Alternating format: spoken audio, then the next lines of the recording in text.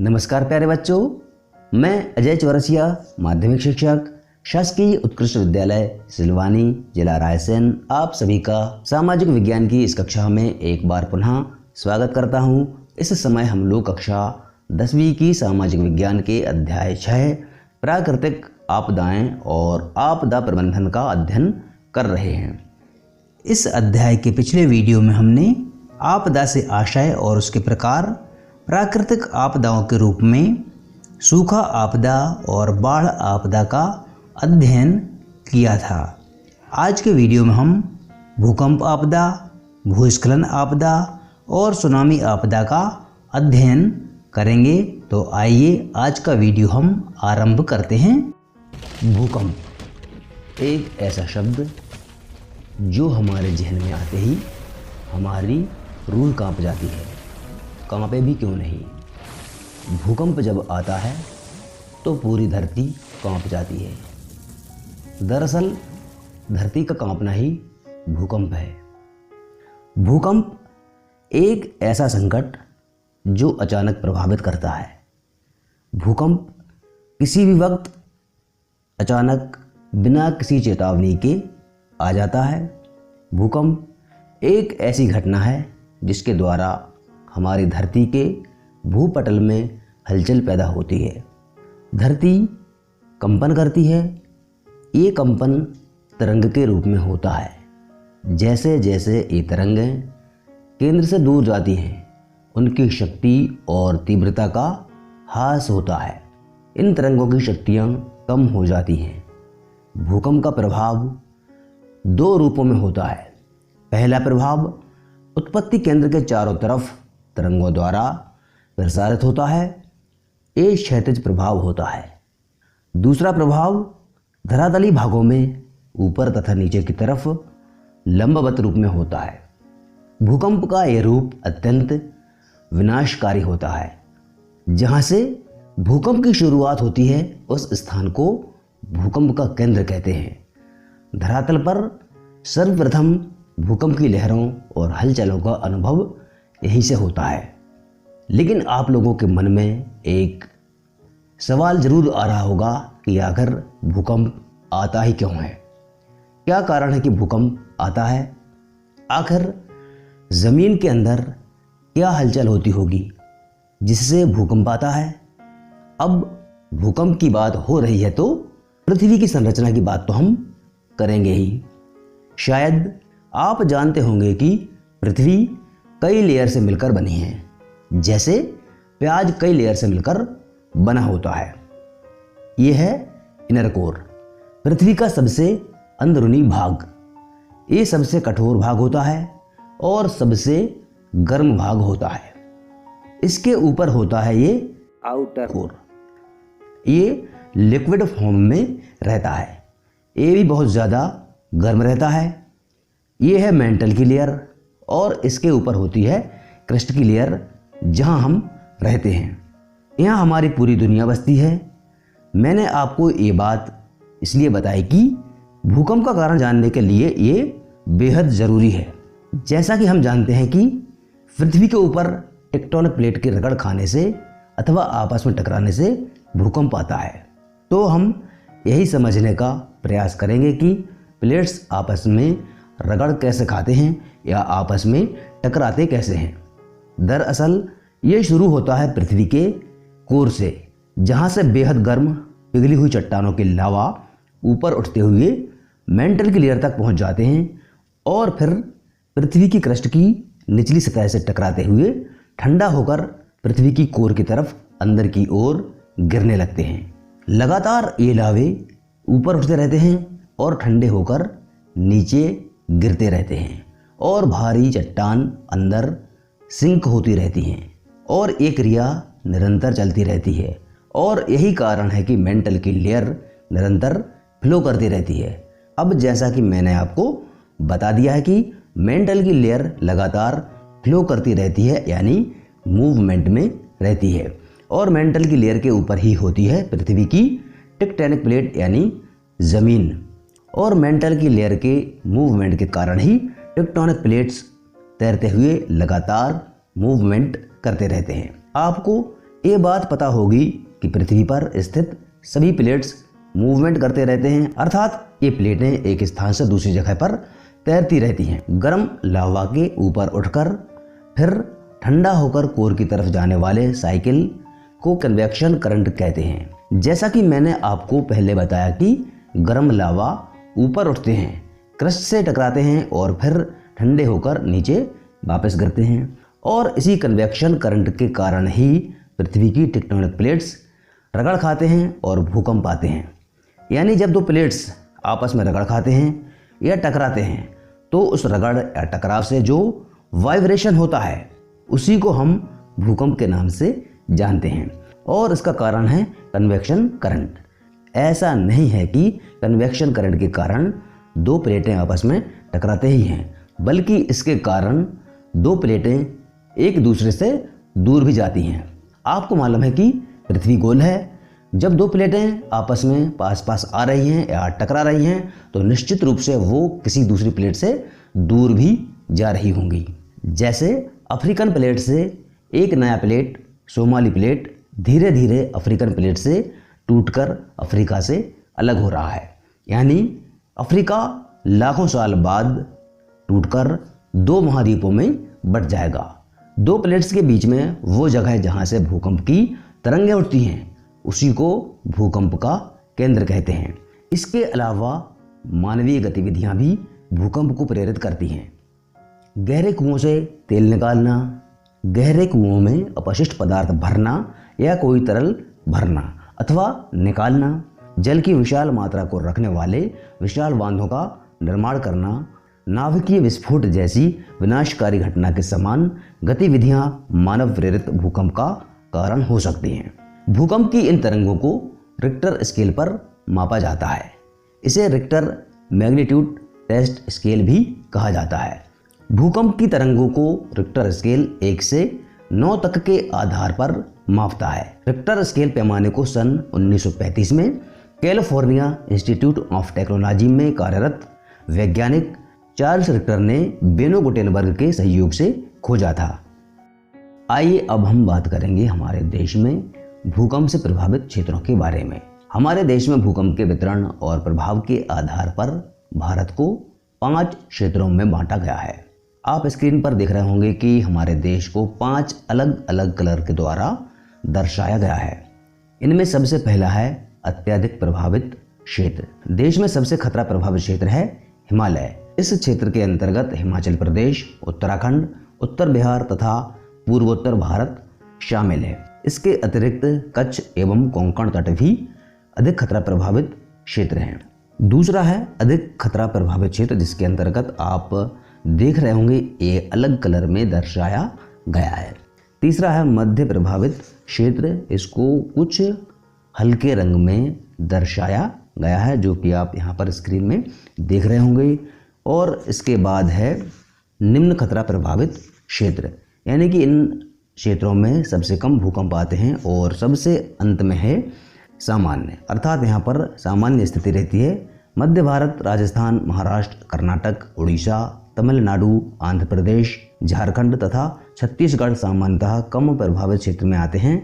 देश के अन्य भाग मध्यम खतरनाक क्षेत्र के अंतर्गत आते हैं। भूकंप का सामाजिक एवं पर्यावरणीय प्रभाव। भूकंप से बड़े पैमाने पर नुकसान होता है। यदि ये अधिक जनसंख्या घनत्व वाले क्षेत्र में आता है तो जान माल की भारी क्षति होती है। संचार और यातायात के साधन नष्ट हो जाते हैं। देश को भौतिक क्षति होती है। मनुष्य और जीव जंतु की मृत्यु हो जाती है। जन स्वास्थ्य पर प्रभाव पड़ता है। जल आपूर्ति प्रभावित होती है।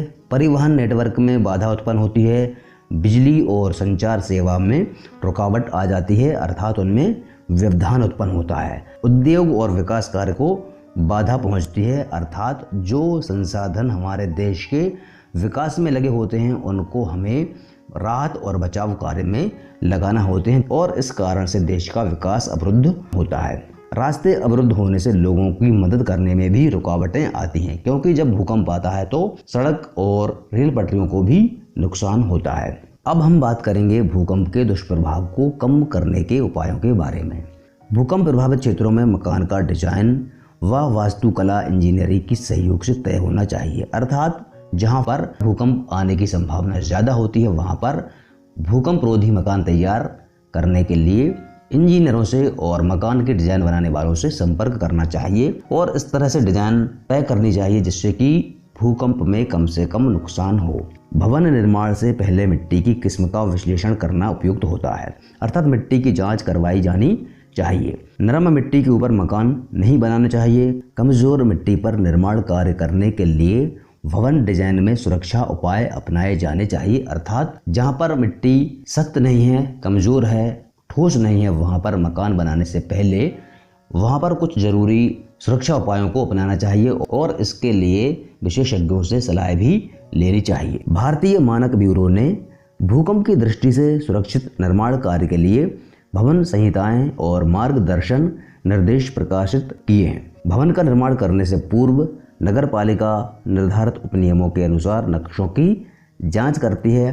कोई भी भवन बनाते समय हमें नगर पालिका में या ग्राम पंचायत में आवेदन देना होता है और नगर पालिकाएं या संबंधित निकाय जो मार्गदर्शी नियम होते हैं उनके अनुसार ही नक्शे को पास करते हैं और मकान बनाने की अनुमति प्रदान करते हैं। वर्तमान मौजूदा भवनों जैसे अस्पताल, विद्यालय, दमकल केंद्र जिनके निर्माण में भूकंप संबंधी सुरक्षा उपाय न अपनाए गए हों तो उनमें समयानुकूल नई तकनीक का अनुप्रयोग किया जाना चाहिए।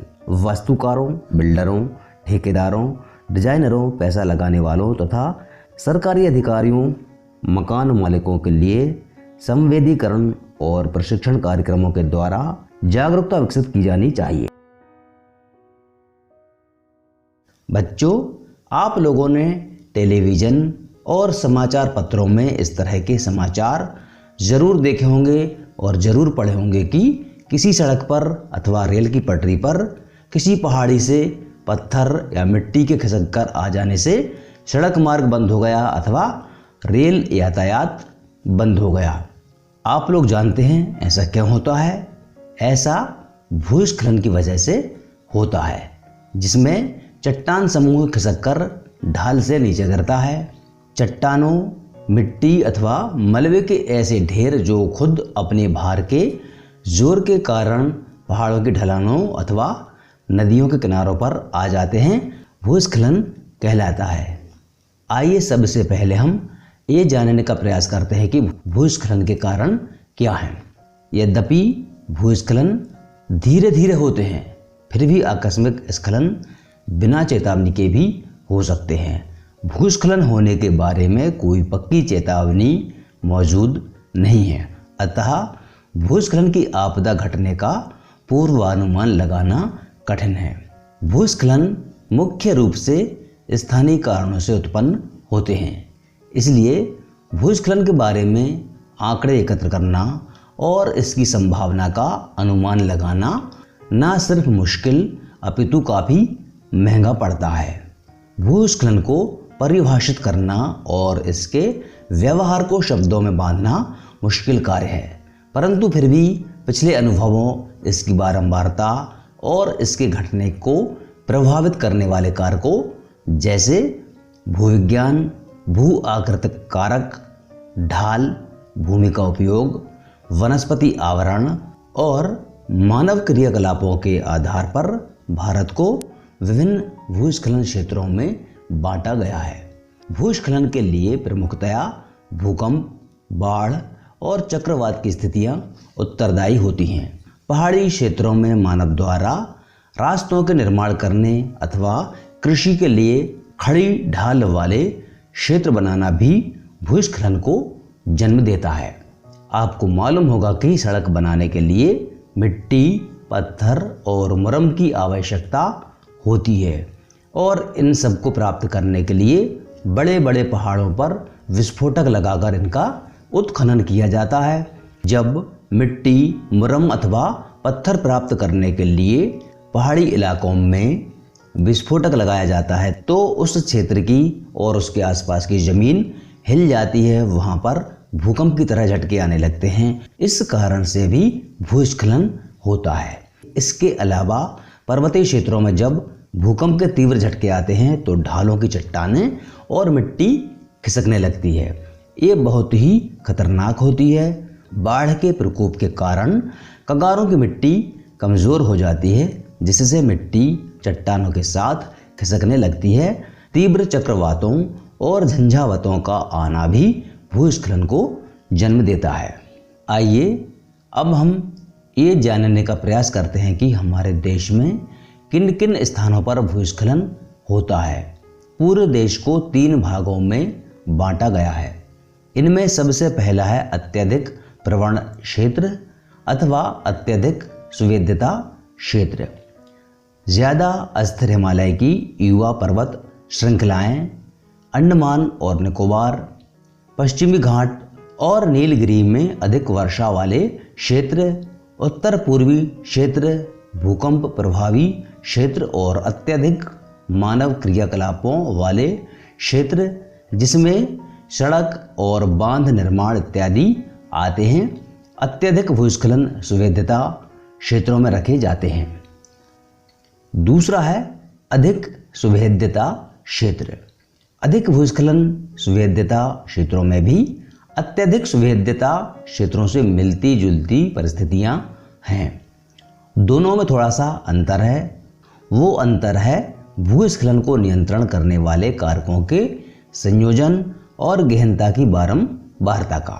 हिमालय क्षेत्र के सारे राज्य और असम को छोड़कर उत्तर पूर्वी क्षेत्र इस क्षेत्र के अंतर्गत आते हैं। अगला है मध्यम और कम सुवेद्यता क्षेत्र। पार हिमालय के कम वृष्टि वाले क्षेत्र, लद्दाख और हिमाचल प्रदेश में स्पीति, अरावली पहाड़ियों में कम वर्षा वाला क्षेत्र, पश्चिमी व पूर्वी घाट के व दक्कन पठार के वृष्टि छाया क्षेत्र ऐसे इलाके हैं जहां कभी कभी भूस्खलन होता है। इसके अलावा झारखंड, उड़ीसा, छत्तीसगढ़, मध्य प्रदेश, महाराष्ट्र, आंध्र प्रदेश, कर्नाटक, तमिलनाडु, गोवा और केरल में खदानों और भूमि धंसने से भूस्खलन होता रहता है। आइए अब हम बात करेंगे भूस्खलन के प्रभाव की अथवा इसके परिणाम की। सामान्यतः भूस्खलन भूकंप, ज्वालामुखी फटने, सुनामी और चक्रवात की तुलना में कोई बड़ी घटना नहीं है, परंतु इसका प्राकृतिक पर्यावरण और राष्ट्रीय अर्थव्यवस्था पर गहरा प्रभाव पड़ता है। भूस्खलन में सबसे अधिक खतरा गहरे ढालों, पर्वतीय घाटी से निकलने वाली नदियों की तलहटी अथवा नदी के मुहाने पर स्थित बस्तियों के लिए रहता है। भूस्खलनों का प्रभाव अपेक्षाकृत छोटे क्षेत्र में पाया जाता है तथा स्थानीय होता है, परंतु सड़क मार्ग में अवरोध, रेल पटरियों का टूटना और जल वाहिकाओं में चट्टानें गिरने से पैदा हुई रुकावटों के गंभीर परिणाम हो सकते हैं। भूस्खलन की वजह से नदी के रास्तों में बदलाव हो सकता है और इस कारण से गंभीर बाढ़ आ सकती है और जान माल को नुकसान हो सकता है। इससे इन क्षेत्रों में आवागमन मुश्किल हो जाता है और विकास कार्यों की रफ्तार धीमी पड़ जाती है। भूस्खलन अपने मार्ग में आने वाली किसी भी वस्तु को नष्ट कर देता है। भूस्खलन के कारण सड़कें, संचार की लाइनें, बस्तियां, नदी का प्रवाह, कृषि भूमि आदि अवरुद्ध हो जाते हैं अथवा दब जाते हैं। भूस्खलन कृषि उपज को भी हानि पहुंचाते हैं। भूस्खलन होने के स्थान और समय के आधार पर जान माल की हानि अधिक होती है। भयंकर भूस्खलन ने हजारों व्यक्तियों की जान ले ली हैं। आइए अब हम भूस्खलन निवारण के उपायों की चर्चा करते हैं। जैसा कि हमने आपको पहले ही बताया था कि भूस्खलन आने के कारण स्थानीय होते हैं और अलग अलग होते हैं। इसी आधार पर भूस्खलन से निपटने के उपाय भी अलग अलग क्षेत्रों में अलग अलग होने चाहिए, क्योंकि हर जगह भूस्खलन आने के कारण अलग अलग हो सकते हैं। सर्वप्रथम आपदा संकट मानचित्रण करके भूस्खलन के क्षेत्रों का पता लगाना आवश्यक होता है। एक ऐसा मानचित्र तैयार किया जाना चाहिए जिसमें हमें ये पता हो कि कहाँ कहाँ पर भूस्खलन की संभावना ज़्यादा है। ऐसा करने से ये पता लग सकेगा कि बस्तियां बसाने के लिए कौन कौन से क्षेत्रों से बचा जाए। अधिक भूस्खलन संभावित क्षेत्रों में बड़े निर्माण कार्य तथा विकास कार्य नहीं किए जाने चाहिए। सबसे पहले तो हमें ये मालूम होना चाहिए कि किन स्थानों पर ज़्यादा भूस्खलन होता है। उन क्षेत्रों में बड़े निर्माण कार्य अथवा विकास कार्य नहीं किए जाने चाहिए। पहाड़ी ढालों पर प्राकृतिक वनस्पति को बढ़ावा दिया जाना चाहिए। वनस्पति विहीन ऊपरी ढालों पर उपयुक्त प्रजाति के वृक्षों को रोपित करके पुनः वनस्पति युक्त बनाया जाना आवश्यक है। ऐसी पहाड़ियाँ जहाँ पर पेड़ पौधे नहीं हैं वहाँ पर पेड़ पौधे लगाए जाने चाहिए। पेड़ पौधों की जो जड़ें होती हैं वो मिट्टी को बांध कर रखती हैं और भूस्खलन को होने से रोकती हैं। सड़कों, सिंचाई नहरों आदि के निर्माण में इस बात का पूरा ध्यान रखा जाए कि प्राकृतिक जल निकासी का मार्ग अवरुद्ध ना हो। जो नदी का बहाव का क्षेत्र है वहाँ पर किसी प्रकार का ऐसा कार्य नहीं किया जाना चाहिए जिससे कि नदी का बहाव रुक जाए और नदी बहने के लिए कोई दूसरा रास्ता बना ले। समतल जल निकासी नियंत्रण केंद्र तथा पहाड़ी स्थानों पर सड़कों के किनारे भूस्खलन को रोकने हेतु बनाई गई पुख्ता दीवारें बहुत ही उपयोगी सिद्ध होती हैं। मजबूत बुनियाद के साथ नक्शे तैयार करके बनाए गए भवन भूमि की संचलन शक्ति को सहन कर लेते हैं। भवनों की नींव अर्थात उनकी बुनियाद मजबूत होनी चाहिए। भूमि के नीचे बिछाए गए पाइपलाइन केबल्स अर्थात तार लचीले होने चाहिए ताकि वो भूस्खलन से उत्पन्न दबाव का सामना आसानी से कर सके। स्थानांतरी कृषि वाले उत्तर पूर्वी क्षेत्रों में सीढ़ी नुमा खेत बनाकर कृषि कार्य किया जाना उपयुक्त होगा। भूस्खलन को रोकने का सबसे सस्ता और प्रभावी तरीका है वनस्पति आच्छादन का विस्तार करना अर्थात ऐसी जगहों पर पेड़ पौधों को लगाना। ऐसा करने से मिट्टी की ऊपरी परत निचली परत के साथ जुड़ जाती है। अत्यधिक अपवाह और भूक्षरण को भी इससे रोका जा सकता है। भूकंप और ज्वालामुखी से महासागरीय धरातल में अचानक हलचल पैदा होती है और महासागरीय जल का अचानक विस्थापन होता है। परिणाम स्वरूप ऊर्ध्वाधर ऊंची तरंगें पैदा होती हैं जिन्हें सुनामी अथवा भूकंपीय समुद्री लहरें कहा जाता है।